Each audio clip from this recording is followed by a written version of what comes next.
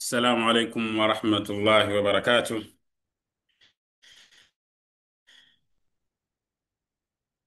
الحمد لله رب العالمين والصلاة والسلام على رسول الله صلى الله عليه وسلم. الحمد لله, alhamdulillah, tunamshukuru Allah subhanahu wa ta'ala kwa rehema zake na neema zake juu yetu, aliyetuwezesha kutukutanisha tena katika ukumbi wetu huu kama ilivyo kila siku ya Alhamisi. Tunapokuwa tupo kazini, tunakutana kwa ajili ya kukumbushana na kupeana mawili matatu katika dini yetu hii. Na kama tulivyoanza wiki iliyopita, tumeanza kitabu cha Al-Lu'lu' wal Marjan, na mlango wetu, somo letu ni Kitabul Imani. Somo letu ni Kitabul Imani, mlango unaozungumzia habari za imani. Imani ni jambo pana, na imani ndo msingi mkubwa wa dini, na imani ndio aqida, na ni imani ndio inayomfanya mtu awe yupo sawa sawa katika dini au hayuko sawa sawa kulingana na vile imani aliyokuwa nayo. Kwa mlango wetu utazungumzia mlango wetu unazungumzia masuala ya imani, na kwa hiyo mambo kadhaa yanayohusiana na imani shekhe biidhnillah atakuwa ametupitisha, na sisi tutakuwa tumefaidika kuweza kuyajua, na yanaweza kuwa tunayafahamu lakini pengine hatujui kama ni sehemu ya imani, au tunayafahamu kwa namna nyingine, na miongoni mwetu wengine tutakuwa hatuyafahamu. Basi itatusaidia kuweza kukaa sawa na na kujijua namna gani ambavyo tunavyoweza kukaa kwa namna iliyokuwa bora kabisa.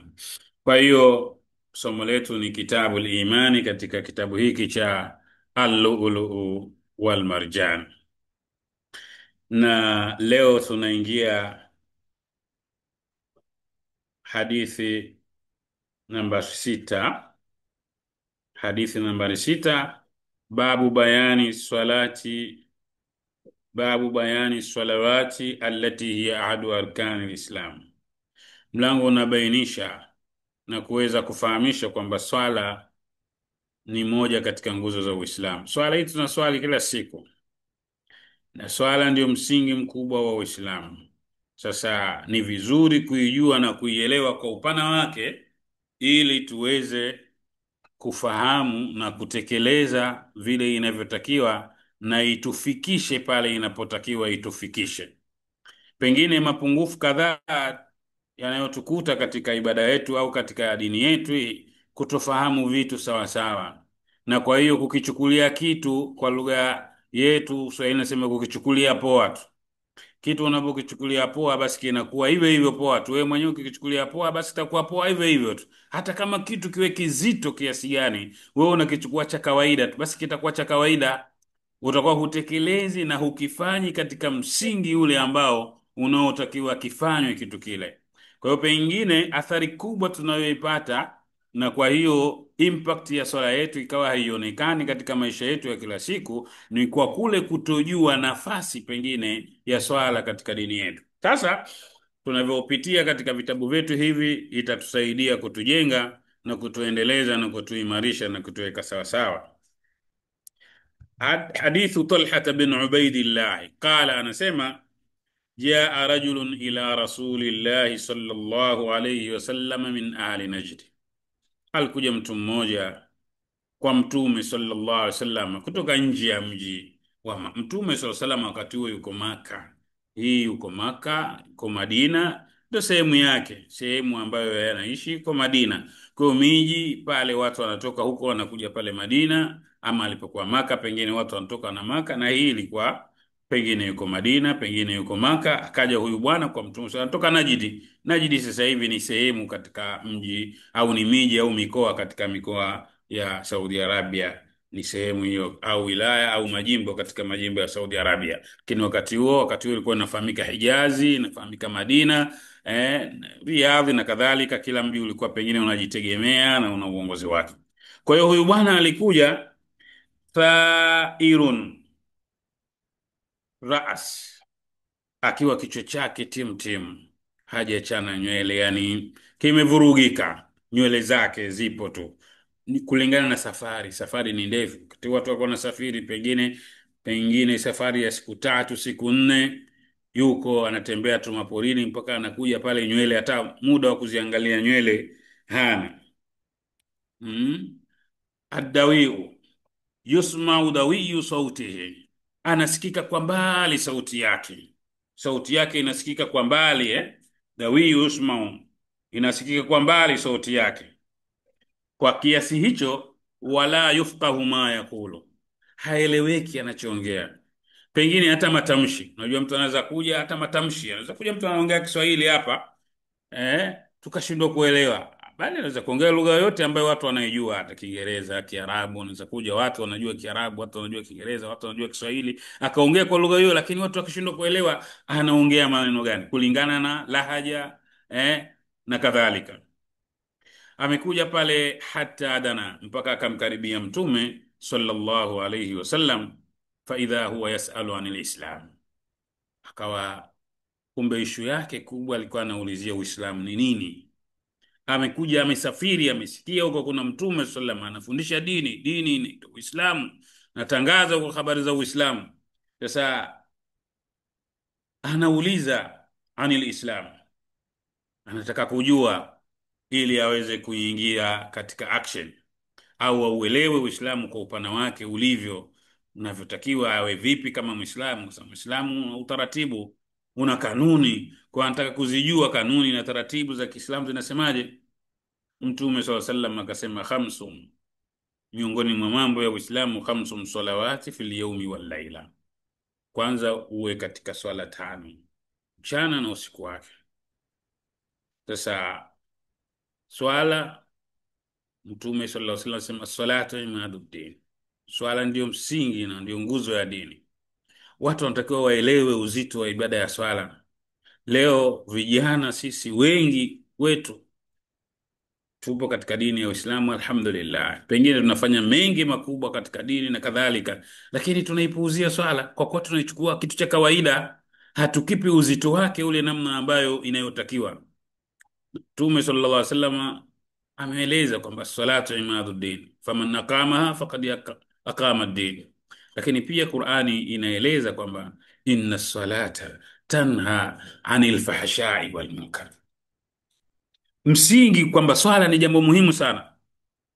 Swala inamkataza mtu, inamziwia mtu, inamwezesha mtu swala, tanha anil fahsha'i wal munkar, swala ile inamwezesha mtu ajiweke mbali na machafu na maovu. Haitegemewi mtu awe anaswali alafu akawa ni mtu mchafu wa tabia, muovu wa vitendo, muovu wa udimi wake mchafu, autoi ila maneno machafu, matendo yake machafu, anaamiliana na watu kwa lugha mbovu, anaamiliana na watu vibaya. Haitegemei, kwa sababu swala inatakiwa imkataze, imkemee.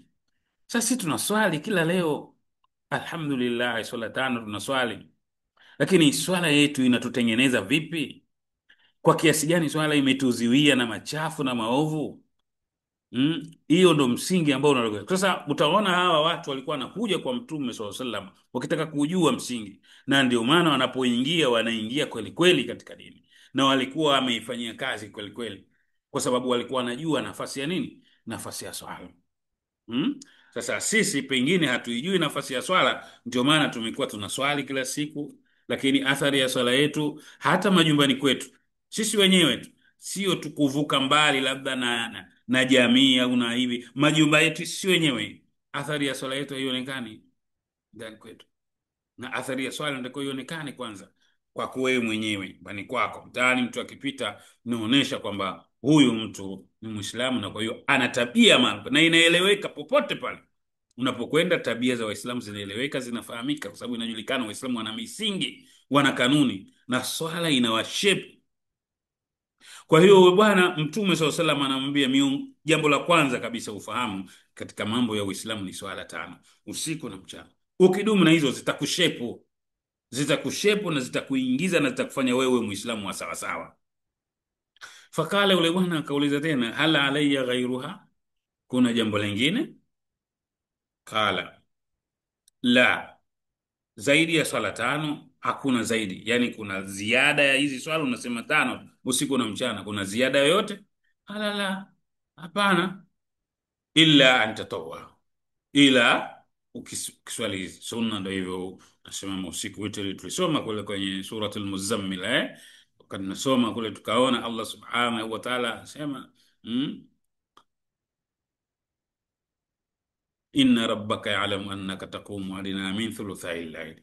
Mwanzo kabisa sema qumil layla illa qalila, wa min al-layli, katika suratul Isra sema min al-layli fatahajjad bihi nafilata. Hizo ni za sunna, zinakufanya wewe kukushape vile vile. Kwa hiyo ya msingi ni hizi tano, ziada zipo ukitaka, sawa. Swali hizo za sunna kablia na baadia zipo. Sasa faraidhi zipo tano, lakini zinazo zinazofuatana, na wengi wetu kwa kuwa hatujui thamani yake na uzito wake, basi tunazipuuzia. Kwa hiyo Mtume swalla sallam akasema katika upande wa swala misingi na za lazima ziko tano, ukitaka kuongeza za sunna sawa sawa. Qala Rasulullah sallallahu alaihi wasallam, Mtume akaendelea, jambo lingine unalotakiwa kufahamu katika Uislamu, siyamu Ramadhani, funga Ramadhani. Funga hii Ramadhani tunafunga ipo, alhamdulillah. Tuna muda mfupi tu, huu ni mfungo tisa, mfungo tisa huu. Tuna mfungo 10 na Shaabani, miezi miwili tu, miezi miwili tu tutaingia Ramadhani. Sasa siyamu Ramadhani nayo pia Allah subhanahu wa ta'ala anasema ya ayuha alladhina amanu kutiba alaykumus siyam kama kutiba ala alladhina min qablikum la'allakum tattaqun. Mmefaradhishiwa funga hii. Funga imewekwa, na funga imewekwa kwa malengo gani? Imewekwa kwa malengo iwafanye ninyi mwe wacha Mungu. Ucha Mungu ni upi? Ucha Mungu fasiriwa kwa namna nyingi. Fupi kabisa katika maana hiyo ni imtithalu awamirillah, kufuata na kutekeleza amri za Allah subhanahu wa ta'ala, wajitinabu nawahihi, na kujiepusha makatazo yake. Kwa hiyo kuwekewa funga itatushepu kama ambavyo swala itatushepu, basi funga nayo inakuja inatutengeneza vile vile. Na ndio maana Mtume swalla sallam asema watu wanavyoelewa kufunga ni kule kukana, mtu asile kama nimefunga mimi sijala, nimefunga mimi sija kunywa maji. Mtume swalla sallam asema man lam yadum qawla zur wal jahlu bihi wal amalu bihi falaysa fi llahi hajata fi an yada'a ta'amahu wa sharabahu. Man lam yadau qawla zuri wal jahl, mtu asiacha maneno mabaya, maneno ya uongo, maneno ya uzushi, maneno ya uovu kabisa, na vitendo vya kijinga, vitendo vya kipuuzi. Mtu huyo anafunga, lakini mchafu wa maneno, mchafu wa tabia, mchafu wa yuko ovyo kabisa, falaysa fillahi hajata, Allah hana haja ya mtu huyo fi an yadaa taamahu wa sharaba, akaacha kula na akaacha kunywa. Wewe kunywa maji tu, kula tu, unajishindia na njaa bure, haina uzito mbele ya nani? Mbele ya Allah subhanahu wa ta'ala. Kwa sababu gani? Kwa sababu funga ina sifa zake, funga ina sifa zake na namna yake. Kwa hiyo utaona dini inakutengeneza, inakutoa katika mambo ya kawaida, kuishi katika maisha ya kawaida wewe kama binadamu tu, au maana binadamu tunaweza ukaiishia vile unavyotaka wewe, lakini dini inakuja kukushepu. Sasa Allah akaweka vitu vinavyokusaidia kukushepu. Swala itakushepu, itakukata jambo chafu linakuwa, maana nafsi inakutaka. Allah subhanahu wa ta'ala sema inna an-nafsa la'ammaratun bisu'i illa ma rahima rabbi, nafsi inaamrisha machafu illa ma rahima, isipokuwa zile zilizochaguliwa Allah akazirehemu, hizo zitakuwa zinasimama katika sasa. Na kuzichagua ni vipi? Namna gani? Mtu akazikandamiza nafsi zake, akaziongoza nafsi zake. Wa amma man khafa maqama rabbih wa naha an-nafsa 'anil hawa, mtu atakayeogopa atakaposimama mbele ya Mola wake akazikemea nafsi zake, akaziongoza, akaikontrol matashi yake, basi huyo amefanikiwa, huyo ndo amefaulu. Sasa vipi mtu utaweza kuiongoza nafsi yako ukaikataza na machafu na maovu na matamanio? Allah ameweka nyenzo. Swala inakutoa, inna salata tanha anil fahshai wal munkar, swala inakutoa katika machafu na maovu ikakuingiza katika mstari wa sawasawa. Funga la'allakum, ili mpate kuwa wacha Mungu. Sayyidina Ali akasema taqwallahi alamalu bitanzil, kufanyia kazi mwongozo. mwongozo. Hii Qur'ani kuja lazima uwe mwongozo, hudan linnasi wa bayinati min alhuda. Qur'ani ni mwongozo na ni upambanuzi, ubainifu uliokuwa wazi kabisa katika miongozo yote utakaochukua chukua. Kuna mwongozo fulani, kuna kanuni fulani, kuna basi Qur'ani inakuwa bayinatun min alhuda, ni ubainifu wa kubainisha kwamba mwongozo huu uliokuja uko sawa au hauko sawa, kwa sababu Qur'ani ndio inapambanua. Unachukua mwongozo wote unauleta kwenye Qur'ani, alafu sasa alamalu bitanzil, takwa Allah ni kuishi kwa kufuata nini? Mwongozo ulioteremshwa na Allah subhanahu. Kitabun anzalnahu ilayka mubarakun liyadabbaru ayati waliyatadhakkar ulul albab. Hii Qur'an ni mwongozo. Huu ni mwongozo ulioteremshwa kwako wewe ili ipate kuzingatiwa, ipate kufanyiwa kazi yake na wale wenye akili waweze kuzingatia.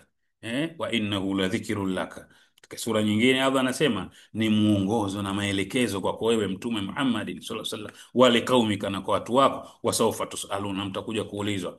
Imamu Ali radhiyallahu anasema kwamba katika maana yatakuwa al-amalu bitanzil, Qur'ani funga itatuongoza sisi tufanyie kazi, tuishi kwa kufuata mwongozo aliokuja nao Mtume Muhammadin sallallahu alayhi wa alihi wasallam. Al-amalu bitanzil miongoni mwa maana yatakuwa Sayyidina Ali radhiyallahu anhu akatuambia. Lakini pia al-istidad bil yawmir rahil, unajiandaa, unajua kuna safari, na utajiandaa ukijua kuna safari, unajiandaa, lazima utaishi kwa mujibu wa mwongozo, kwa sababu unajua mimi nitasafiri. Kwa hiyo kama ninasafiri, mwongozo huu unakuelekeza, unakuongoza, unakuelekeza upite katika njia sawa sawa. Utakuwa umesimama katika takwa Allahi kwa kufuata mwongozo ulioteremshwa, na unajiandaa vema kabisa na safari ile, alistidadu bil yawmir rahil. Hizo ni miongoni mwa maana ambazo Sayyidina Ali radhiyallahu anhu, tumejaribu kuzichukua chache katika maana tano alizotoa Sayyidina Ali ili tuweze kuona namna gani sisi. Kwa hiyo funga itatufanya sisi tuishi kwa mujibu wa mwongozo. Funga itatufanya sisi tuishi kwa mujibu wa nini? Itatufanya sisi tujiandae istidad pale unapoishi. Utajiandaa vipi? Maana yake unamuona Allah subhanahu wa ta'ala, jambo hili amelitaka, jambo hili halitaki, basi unajiepusha nayo. Kwa hiyo Mtume sallallahu alaihi wasallam anamwambia yule bwana, katika Uislamu kuna kitu cha funga. Funga itakuwezesha uweze kuishi wewe kama Muislamu, na itakutofautisha na wanadamu wengine na viumbe wengine, itakutofautisha kwa sababu tayari utakuwa unafunga. Funga inakuongoza, inakuelekeza. Na ukitaka kujua hii, wewe angalia tu hata athari ya funga inavyopatikana mwezi wa Ramadhani, watu wanavyokuwa na shida, inakuwa funga yenyewe watu wanakuwa nayo tu pale pale, lakini wanaiachia, tunaiachia mwezi ule ule tu. Kal hal alayya ghaira, je, kuna ziada yote ya funga zaidi ya funga ya Ramadhan? Mtume sallallahu alayhi wasallam la illa an tatawa. Ndio hizi funga za Alhamisi kama hivi leo watu wanafunga, funga za Jumatatu watu wanafunga, funga kama hivyo Arafa, kuna Ashura, funga za ayyamul bidhi, siku nyeupe, siku 13, 14, 15. Ukiwa na hiari, ukiona unaweza ukafunga, unaweza ukafunga. Na ukishaonja ladha ya funga, basi utajikuta kwamba hutaki zikupita hizi. Kisha Mtume sallallahu alaihi wasallam, wa dhakara lahu Rasulullah sallam az-zakat, akamtajia pia kuna kitu cha zaka. Lazima ipatikane, utoe katika, ukifikia kiwango basi kuna kiasi cha kutoa. Utakuja kuikuta katika hadithi nyingine iliyoweka wazi zaidi kwamba Allah subhanahu wa ta'ala amefaradhisha zaka, na zaka sio kila mtu anatoa. Kuna watu maalum na watu maalumu na kiwango maalumu. Basi ukiwa nacho kiasi hicho unatakiwa utoe zaka. Ni kuonesha kwamba kuna mambo ambayo unayoyafanya wewe mwenyewe, lakini pia ifike wakati uweze kuwa unatoa, na unatoa katika vile ambavyo unavyovipenda. Allah subhanahu wa ta'ala sema lan tanalu albirra hatta tunfiqu mimma tuhibbuna.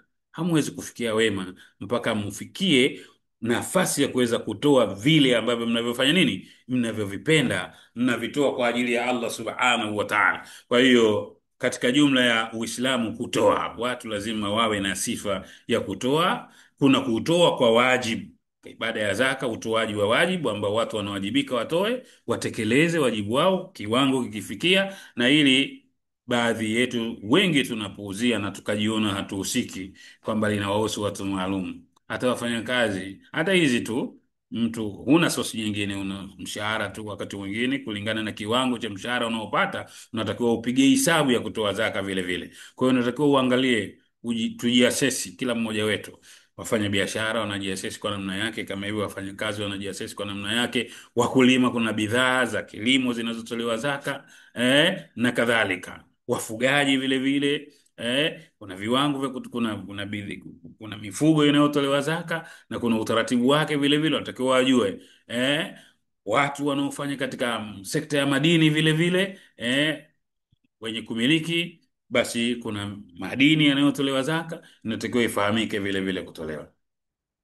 Qala hal alayya ghaira, je, kuna zaidi ya hiyo zaka ya fardhi, utoaji zaidi ya zaka, kuna kutoa kitu kingine? Mtume SAW salam akasema la illa an tatawwa, ila atakapoamua kujitolea. Yani sunna ndo kama hivi, kwenda misikitini, kwenda madrasa, yatima na watu wengine kuwasaidia, inabakia ni option ya mtu, ukarimu wa mtu, moyo wa mtu. Wayutimuna at'ama ala hubbihi miskinan wa yatiman wa asira, tena innama nut'imukum liwajhi llah, tunatoa hivyo tu, sio tuonekane wala tusifike. Innama nut'imukum liwajhi, tunatoa liwaji, kwa ajili ya kutafuta radhi za Allah subhanahu wa ta'ala. La nuridu minkum jazaan wala shukura, hatutaki mtulipe wala kutusifu. Tulichokupa hicho basi inatosha. Sisi tunamwomba Allah subhanahu wa ta'ala atukubalie katika kile tulichokitoa, wala msitusifu wala msitulipe chochote. Hivi ndivyo watu wanatoa. Fikia wakati watu wawe wanasifa, wanapenda swala zima la nini, la kutoa tu. Wa mali ahadin indahu min ni'matin tujza, Sayyidina Abu Bakar radhiyallahu anhu, mwanzoni kabisa kule komboa watumwa, na hivyo sasa aonekane tu kwamba na yeye anatoa au yeye anazo, ijulikane hivi. Na teremka minas samai wama li ahadin indahu min ni'matin tujza illa ibtighaa wajhi rabbihil a'la wala sawfa yarda. Kwa hiyo jambo la zaka vile vile na kutoa sadaka vile vile ni misingi katika misingi ya Uislamu. Qala, anasema Talha, fa adbara ar-rajul wa huwa yaqul, yule bwana akaondoka huku anasema wallahi la azidu ala hadha wala ankus, sitozidisha, nitaishi kwa kuzingatia hivi.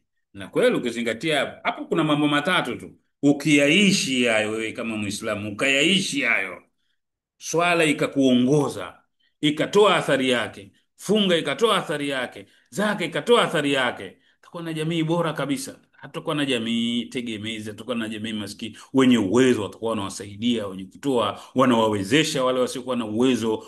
Watu watakuwa na akhlaki njema, tabia njema, kwa sababu watakuwa wanaishi kwa mujibu wa miongozo hizi. Athari ya hivi vitu, impact yake ni kubwa sana katika jamii. Swala tu la kujiuliza, sisi vitu hivi tunavifanya, tunatoa zaka, pengine tunafunga, pengine tunaswali, ala kulli hali, athari yake ikoje? Au kwa nini havina athari katika maisha yetu ya kila siku? Sasa lazima tuchukue hatua. Kuna sehemu hapako sawa, ndio maana haina athari ya iswala. Huyu bwana anasema kwamba mimi sitazidisha, na Mtume za salama anasema aflaha in sadaka, atafanikiwa akifanyia kazi, atafanikiwa in sadaka, akiwa mkweli. Si anasema maanake ataishi tu kwa mujibu wa mwongozo. Swala tu itamziwia yeye, hatakuwa mlevi, hatakuwa mchafu, hatakuwa mwenye lugha mbaya, hatakuwa dhalimu, hatakuwa mwovu. Swala tu itamwelekeza, itamwongoza. Kadhalika funga itamfanya yeye awe mcha Mungu, itamziwia yeye maneno machafu, itamziwia yeye dhulma, itamziwia na kila kitu, kwa sababu atakuwa inamshepu kabisa. Kila anapotaka kutoka kwenye mstari, basi inamrudisha kwenye mstari, kwamba hii funga inamkataza, swala inamkataza. Sasa hivi ndivyo ilivyo. Hadithi inayofuata, hadithi Abu Ayyub al-Ansari anna rajula, na hadithi inaweza kuwa, tukio linaweza kuwa hilo hilo, ile ilikuwa na Talha, huyu ni Abu Ayyub al-Ansari, mwenyeji wa Mtume SAW pale Madina. Anna rajula kala, alisema mtu mmoja, ya Rasulullah, akhbirni bi amalin yudkhiluni aljanna, naomba unifahamishe ibada zitakazoniingiza peponi. Niishi kwa namna gani mimi? Tupo katika mlango wa imani, tunatengeneza imani kwanza, yakini. Kisha kuwa na imani na yakini na kuyafanyia kazi haya, basi itakuja sasa katika mwenendo vile vile. Maana imani inakushepu wewe, swala inakutengeneza, funga inakutengeneza. Mtume sallallahu faqala alqaum, watu pale pale kama ilivyo, watu sasa, malahu yeye nini, anataka nini? Anajua yeye pepo ina mambo mengi bwana, anahangaika na nini? Malahu ya nini yeye anahangaika? Ayu shay'in jarala, kitu gani pepo ina kazi kubwa. Huyu bwana kwanza mgeni kama vile anaonekana, ana ufasaha wake mdogo, kwa hiyo anauliza hivi vitu, bwana anauliza vitu vizito, istidhaman limashi. Mtume sallallahu alaihi wasallam akamwambia, sikilizeni, arabu malahu, anachokiuliza anakijua. Huyu ni mtu mwenye akili zake, mwenye upeo mkubwa, anachokiuliza anakijua. Lahu hajatan lahu, ana haja, nataka kufanya, mwacheni apate kujua, msimkatishe tamaa, acha aulize ili aweze kuishi na kufuata mwongozo utakaomfanya yeye afike salama. Kwa nani? Kwa Allah subhanahu wa ta'ala, yauma la yanfa'u malun wala banun illa man ata Allah biqalbin salim. Haitomsaidia mtu mali yake wala watoto wake, ila atakayefika kwa Allah kwa moyo uliokuwa safi na salama. Anataka afike salama huyu kwa Allah subhanahu wa ta'ala, mwacheni ili aweze kuyajua ni mambo yapi yatakayomfanya afike salama kwa Allah subhanahu wa ta'ala. Mbona mnamtweza? Arabu malahu, anakielewa anachokiuliza, anayo haja ya kile anachokiuliza. Acheni, mwacheni, msimvuruge. Faqala nabii, Mtume sallam akamwambia, ta'budullah la tushrik bihi. Kwanza Uislamu, Uislamu wenyewe, sababu ta'budullah wa la tushrik bihi shay'an, ndio ile ashhadu an la ilaha illa Allah. Ibada juu ya nani? Juu ya Allah subhanahu wa ta'ala. Usifanye shirki, usimshirikishe Allah na kitu chochote. Simama katika mstari wa sawasawa. Kwa kwanza unatakiwa uwe Muislamu wa sawasawa, that kabisa. Acha mambo ya vilingi, acha mambo ya acha mambo ya masanamu, acha mambo ya iwe, acha kuabudia kila kisichofaa, miti na hivi mizimu. Watu wakati mwingine mtu anapozidiwa au anapokuwa na uhitaji wa mali, mtu wakati mwingine ana uhitaji wa cheo, ana uhitaji wa mali, ana uhitaji wa umashuhuri au umaarufu, basi unaweza ukakuta mtu akaacha Uislamu, akatoka hapa akenda huko kwenye vilingi, kwenye ndumba, kwenye mizimu, kwenye nini, ili apate cheo, ili apate mali, ili apate hadhi, ili apate hiki, ili apate hiki, ili apate hiki. Ni kwa kutojua Muislamu hapaswi kuwa na sifa ya namna hii. Watu wanapishana huko, watu wanapishana kwenye mizimu, kwenye vilingi, kwenye nini, watu wanagongana huko, kwa sababu watu wanatafuta nini? Watu wanatafuta cheo, watu wanatafuta cheo tu, watu wanatafuta nini? Watu wanatafuta mali, watu. Ndio maana Allah subhanahu wa ta'ala sema, tilka darul akhirah naj'aluha lilladhina la yuriduna uluwan fil ardi wala fasad. Sikilizeni bwana, Mtume sallallahu anafafanua, huyu bwana anauliza mambo ya kumpeleka peponi. Allah, tilka darul akhirah, bwana sikiliza bwana, mafanikio ya nyumba ya akhera, naj'aluha, tumeiandaa lilladhina la yuriduna uluwan fil ardi, wasiotaka ukubwa kujipatia. Kuna watu wao wanataka ukubwa tu, wala ufisadi, kufanya ufisadi hapa duniani. Watu wasiojali ukubwa, akiupata sawa, asiupate sawa, hana shida. Lakini watu wanahangaika kupata ukubwa, watu wanahangaika kwa mushirikina, kwa kwenye mizimu, watu wakaenda wakafanyiwa mambo ya ajabu, mtu akawa yuko tayari kufanya kitu chochote. Wakati mwingine mtu akaua watoto wake, mtu akaua wazee wake, mtu akaua familia yake, ndugu zake, kwa sababu apate tu cheo au apate tu mali au apate tu hadhi na hivi na hivi, kwa kutojua. Mtume swalla Allahu anambia, sikiliza wewe, ukitaka mafanikio ya akhera, taabudullah wala tushiriki, achana na mambo ya ndumba, achana na ushirikina, achana na mambo ya ovyo, achana na mambo ya mizimu, achana na mambo ya hivi, mambo ya hivi, achana nayo hiyo.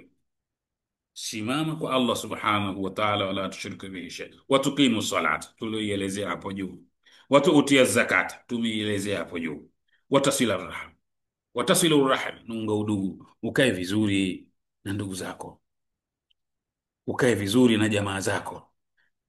Na unaona Allah subhanahu, Mtume sallallahu alayhi wasallam anaelezea hapo tasilu rahim, kwanza unaanza unakaa vizuri. Unapokaa vizuri wewe na familia zako na ndugu zako na jamaa zako, utaikuwa mfano bora katika jamii. Sasa utasimama katika jamii, utaweza kuisimamia sawa sawa, utaiongoza na utaamiliana na wanajamii kwa sawa sawa. Sababu gani? Katika familia yako, level ya familia yako imekaa vizuri. Tasilu rahim, muunga udugu. Swala la udugu ni msingi mkubwa katika misingi ya Uislamu. Walladhina yasiluna ma amara Allahu bihi an yusala, amewasifu katika suratul Ra'd na sura zingine, wanaounga yale ambayo Allah ameamrisha unga udugu. Mnakaa vizuri na ndugu zako, mama zako, baba zako, kaka zako, ndugu zako, mama zako wadogo, bibi zako, na hivi unakaa nazo. Na Allah subhanahu wa ta'ala, mwanadamu anasema ameumba kwa udongo, faja'alahu nasaban wa suhira, akamjalia na nasabu ya kusaliwa, wasuhira, na nasabu ya kuoa. Unakaa vizuri we, kama umeoa au kama umeolewa, basi unakaa vizuri uliko katika familia yako, unakaa vizuri katika kule ulikooa, unakaa nao vizuri, unaamiliana nao vizuri, umeshatengeneza kitu kimoja, mshakuwa jamii moja. Ulikoenda kuoa, umekuja kuolewa, mmeshaunganisha familia. Haiwezekani sasa wewe unakaa alafu unakuwa mtu wa ovyo. Kwa hiyo tasilu rahma, kuunga udugu ni katika mambo ya msingi yaliyokuwa ya sawa sawa. Mtume sala sema dharaha, Mtume akasema mwacheni huyu bwana, yale aliyokuja anayauliza mwacheni aendelee kuyauliza, kwa sababu ana nini? Dara ila tatamshi. Yule bwana alikuwa Mtume sallallahu na farasi wake pale. Sasa yule bwana kama alikuwa amemshikilia ule farasi wa Mtume, akamwambia dharha, mwache huyo farasi ili aendelee na nini, na safari yake. Kaannahu kana ala rahilati. Hapa shekhe anasema kama vile Mtume alikuwa katika nini, katika usafiri. Hii ni hadithi nyingine, tunazisoma hizi hadithi kama tatu hizi, zote zinazozungumzia katika msingi wa vitu vya imani. Hadithu Abi Huraira, tumesoma hadithi ya Talha, tumesoma hadithi ya Abu Ayyub al-Ansari, sasa tunasoma hadithi ya Abu Huraira radhiyallahu anhu. Anna arabiyya ata an-nabiy sallallahu alayhi wasallam faqala, bedui mmoja alikuja kwa Mtume sallallahu alayhi wasallam, faqala, akasema dulluni ala amalin idha amiltuhu dakhaltu al-janna, nijulishe mimi matendo ambayo nikiyafanya atanifanya niingie peponi. Qala ta'budu llaha la tushriku bihi shay, tumelieleza hapa. Wa tuqimu salata almaktuba wa tuaddi zakata almafruḍa, tumeielezea. Wa tasuma ramadan, tumeielezea hapa. Walladhi nafsi biyadihi, la, qala ule bwana akasema sizidishi chochote. Falamma walla, alipogeuka kuondoka, qala nabiyu, Mtume swalla sallam akasema man sarrahu an yanzura ila rajulin min ahli janna falyanzuru ilayhi ila hadha, ambaye itampendeza ataka kumuona mtu wa peponi muangalie, maana yake atafanyia kazi.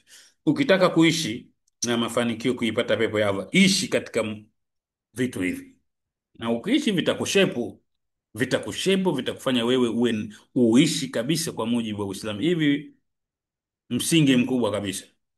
Kwa kukosekana hivi, huwa na msingi imara hivi hapa, ndio maana tumekuwa ni watu tunaorukaruka tu.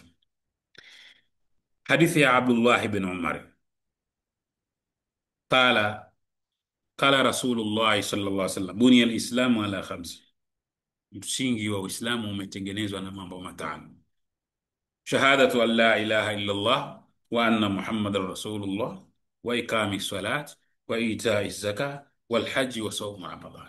Utaona yote hayo hapa limeongezeka na ibada ya hija vile vile. Ibada ya hija nayo ni jambo la msingi kabisa, watu kujipanga, kujiandaa kwenda kutekeleza ibada ya hija. Sio ya watu, ni ya watu maalumu. Walillahi ala nasi hijjul baiti man istataa ilayhi, ndo maalumu wenyewe. Sifa mbili tu: afya, uwezo. Uwezo huu wala hauzingati, ni uwezo wa kuweza kumudu zile gharama. Unaweza ukajipanga kidogo kidogo ukafanikiwa. Jana wengi tunashindwa kwenda, pengine tunaona kwamba hili sio la kwetu, hili la watu maalum. Inaonekana kama ibada ya hija ni ya mashehe au ya wazee au nini. Mtu anaona taendaje hija mimi kijana bana, subiri kwanza nipimwe go. Kumbe ukenda hija ukiwa kijana ndo unaiona raha ya ibada ya hija, unaijua ile. Kwenda hija pale utaweza kuzunguka milango yote ile 100 na ngapi, kila geti ukaweza ukaingia, ukaweza kuona ukasimama sawa sawa. Athari ya ibada, unaswali mwenyewe, unatufu mwenyewe, unakanyaga, unatembea katika vile viwanja, huzingushwi, ufanye hivi kwa afya yako safi kabisa. Basi pale athari unaipata iliyokuwa kubwa kabisa kuliko ukenda umeshachoka, unazingushwa tu kwenye siku hizi watu wanatufu mpaka kwenye magari, ile floor ya juu kabisa wanaweka magari wengine wanaweka kwenye nini, kwenye wheelchair na hivi. Yani sasa huwezi kuwa sawa na yule ambaye amekwenda mwenyewe akazinguka akatufu pale mwenyewe kwa afya yake. Kwa hiyo sisi vijana tunawajibika tujipange vizuri tukatekeleze ibada ya hija, wala sio ibada ya mashehe, wala sio ya watu wazima, wala sio, ni swala la kujipanga kiutaratibu kidogo kidogo kwa taufiki yake Allah subhanahu wa ta'ala. Ndani ya mwaka ukiingia ukijiwekea target, basi Allah subhanahu wa ta'ala na uwezo kufanya wepesi na nia. Ukiweka nia, fa idha azamta watawakkal ala Allah. Allah subhanahu wa ta'ala jale, ukiazimia mimi napangwa kwenda hija, basi Allah subhanahu wa ta'ala atatia taufiki tu. Kwanza ni kuweka nia. Nia ina nafasi kubwa kabisa katika dini. Nia ina nafasi kubwa kabisa. Kwa hiyo miongoni mwetu, kila mmoja wetu waliowahi kwenda, ambao hawajaenda, waweke nia na azma ya kwenda kutekeleza ibada ya nini? Ibada ya hija. Hizi zote zinawajenga watu katika Uislamu. Kwa hiyo hapa leo tumesoma katika mlango wetu wa kitabu imani, na unakwenda kidogo kidogo, umeanzia na mambo ya kawaida tunayoyajua za swala, funga na nini, na tumezielezea kwa kadiri ambavyo Allah ametuafikisha. Tunamwomba Allah atuongoze na atuafikishe sisi kufanyia kazi. Tutaendelea na hadithi nambari 10 wiki ijayo, panapo uhai, Allah subhanahu wa ta'ala akituafikisha na kutuwezesha. Kwa hiyo tunakumbushana tu, haya ni misingi. Utaona kitabu ni misingi ya kumfanya mtu awe na imani, aishi kwa mujibu wa imani. Hivi ukijua thamani yake, ukijua swala thamani yake, huwezi kuipotezea swala. Baadhi ya vijana wengi tunakaa nao, tunaishi nao lakini haoni nafasi ya nini ya kwa sababu hajui msingi kwamba kumbe ndo imani, dini yenyewe inatengenezwa hapa. Lakini pia na sisi tunaswali tabia zetu chafu, matendo yetu machafu, mwenendo wetu, tumekuwa watu tuna tabia za ajabu ajabu sisi. Swali inatakiwa itushepu, itutengeneze, iturudishe katika mstari wa sawasawa. Hivyo hivyo funga, zaka inatuwezesha. Kwa hiyo tunamwomba Allah subhanahu wa ta'ala atuwezeshe na atuafikishe, iweze swala zituongoze, na pia tudumu katika kutekeleza ibada hii ya swala. Wassalamu alaikum wa rahmatullahi wa barakatuh. Sijui kama kuna cha kuongezea katika darasa yetu. Kama tuna mapungufu yoyote, si ni binadamu. Kwa hiyo kukiwa kuna sehemu yote inahitaji tuirekebishe. Hivi vitabu navyo vina changamoto yake tofauti. Somo la Qur'ani na somo la hivi vitabu vina tofauti kubwa sana, lakini tunamwomba Allah subhanahu wa ta'ala ajalie viweze kueleweka na kufahamika, na ili tuweze kuwa sawa sawa. Sijui karibuni kwa mchango wa mashehe, au kama kuna swali, kuna sehemu hapajakaa sawa, au niko mwenyewe tu.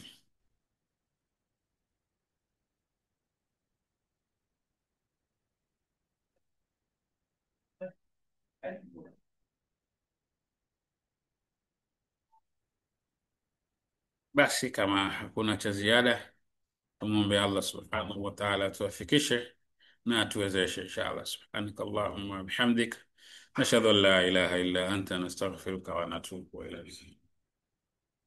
Alhamdulillah.